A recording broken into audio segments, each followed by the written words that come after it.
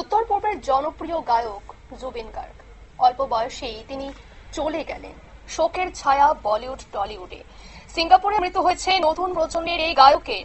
উত্তর পূর্বের জনপ্রিয় গায়ক জুবিন অল্প বয়সেই চলে গেলেন। এই নিয়ে বিস্তারিত জানবো, আমাদের সঙ্গে যুক্ত হয়ে গেছে প্রতিনিধি শেখ মনিরুল। মনিরুল, কি জানতে পারছো কিভাবে তার মৃত্যু হলো? দেখো, উত্তর পূর্ব তো বটেই, গোটা বলিউড এবং টলিউডে তোমার হচ্ছে গোটা টলিউডে কিন্তু তোমার হচ্ছে যারা দর্শক মহলে এই মুহূর্তে জুবিন গার্গ কিন্তু নতুন প্রজন্মের কাছে কিন্তু খুব আকর্ষণীয় ছিলেন এবং বহুবার কিন্তু এই আগরতলাতে এসেও একাধিক অনুষ্ঠান করে গিয়েছেন অসমের ভূমিপুত্র জুবিন গার্গ। প্রথমে তিনি শুরুটা করেছিলেন অসমীয় ভাষায় গান দিয়ে, এরপর বাংলা ভাষা এবং হিন্দি ভাষা, এই তিন ভাষাতেই কিন্তু নতুন প্রজন্মের জন্য বহু গান গেয়েছেন। 1972 সালের 18ই নভেম্বর জুবিন গার্গের আসামে তিনি জন্মগ্রহণ করেন। প্রথমে তিনি কেরিয়ার শুরু করেন হচ্ছে অসমীয় ভাষায় গান করে, এরপর সারেগামা পার অনুষ্ঠানে তিনি আত্মপ্রকাশ করেন হিন্দি এবং বাংলা গানের মধ্য দিয়ে। তারপরে আর তাকে পিছে তাকাতে হয়নি। বলিউড এবং টলিউডে একাধিক হিট গান তিনি দিয়ে দিয়েছিলেন। ইয়া আলী বলিউডে তার অন্যতম বিখ্যাত সং, কি করে তোকে বলবো তার টলিউডের অন্যতম বিখ্যাত সং, টলিউডে পিয়ারে পিয়ারে, এরকম বহু গান তিনি বাংলায় কিন্তু দর্শক মহলে দিয়ে গেছেন।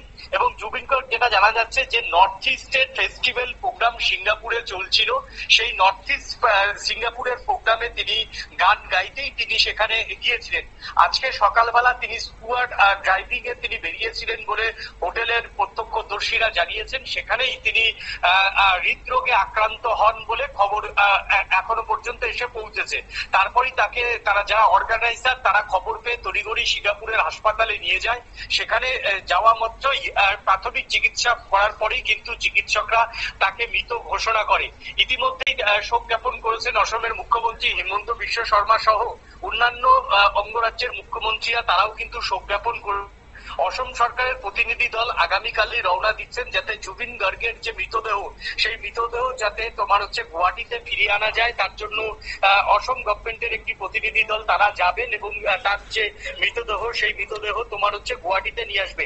নতুন প্রজন্মের কাছে, নতুন প্রজন্মের যারা শ্রোতা, তাদের কাছে কিন্তু সমান আকর্ষণ ছিল এবং আগরতলা শহরেও কিন্তু তিনি তার যে গানের গলা বা তার যে গানের জাদু, সেই গানের জাদু আগরতলার মানুষেরও কিন্তু মন জয় করেছেন। একাধিকবার তিনি এখানে বলিউড এবং টলিউডের একাধিক গানের ডালি নিয়ে এসে তিনি এই শহরে প্রোগ্রাম করে গেছেন। তার মৃত্যুতে গভীর শোকের ছায়া নেমে এসেছে বলিউডে, তার মৃত্যুতে গভীর শোকের ছায়া নেমে এসেছে টলিউডে। বিশেষ করে টলিউডে দেব, জিৎ, শ্রাবন্তী, এদের সঙ্গে তার একটা ঘনিষ্ঠ সম্পর্ক ছিল।